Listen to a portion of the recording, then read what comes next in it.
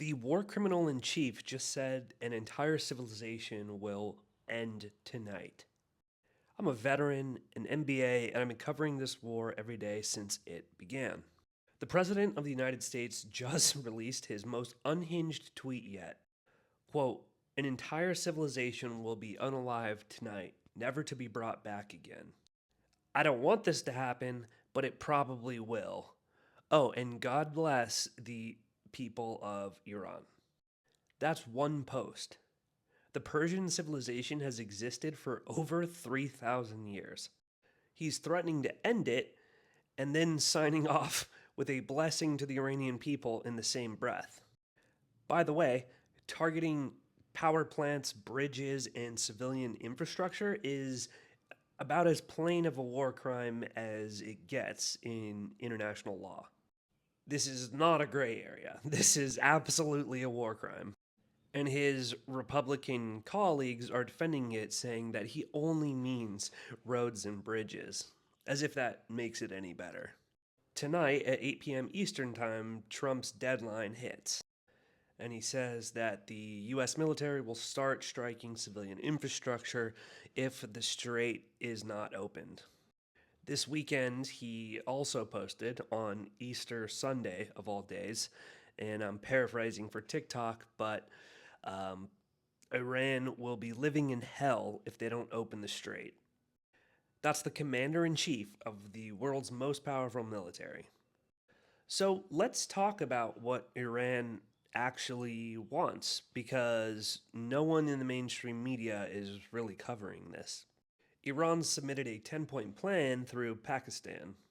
They want a permanent end to the war, a lifting of all sanctions, reparations for the damage. They want a safe passage protocol through the Straits of Hormuz, essentially charging a toll, which would probably be in lieu of reparations.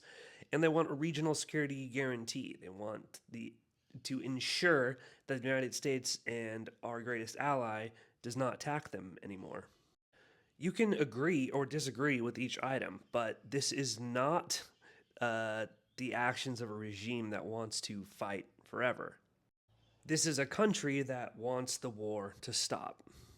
And I think the biggest point that is kind of being ignored right now is that in Iran's demands, they're actually preserving the petrodollar, which, aside from nuclear war, is probably the biggest risk of this whole thing to the United States. They are not asking us to abandon the dollar denominated oil trade. They just want a toll protocol for passage through the Strait of Hormuz, which, again, probably is in lieu of their reparations demand. Egypt, Pakistan, and Turkey put a 45-day ceasefire plan on the table, but Iran says they don't want a ceasefire, they want an end to the conflict. Trump called it significant, but not good enough. And then this morning, he posted that he is going to end an entire civilization. So we have an off ramp, but it doesn't look like Trump wants to take it. Joe Kent, Trump's own national counterterrorism director, said this in a tweet this morning. Trump believes he is threatening Iran with destruction, but it is America who's actually in danger. If he attempts to eradicate the Iranian civilization, the United States will no longer be viewed as a stabilizing force. We will be viewed instead as an agent of chaos, and that effectively ends our status as the world's greatest superpower. And there are even some people theorizing that maybe that is the point of this whole ordeal. And then there's this. This week in the Oval Office, while Trump is threatening war crimes, Joe Kent even said it in his resignation letter. Iran posed no imminent threat to the United States, that we entered this war because of pressure from our greatest ally and their American lobby. You don't have to call it a conspiracy. Just look in the room and see whose interests are actually being served. So, I guess tonight at 8 p.m., we find out if Trump follows through and if the world changes permanently for the worse, for good. But here's what I know regardless of what happens: Iran has given us an out, a pretty reasonable one.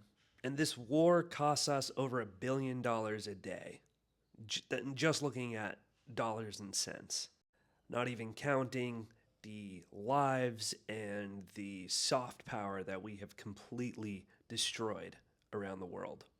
We've lost aircraft, we've lost service members, we've certainly lost respect.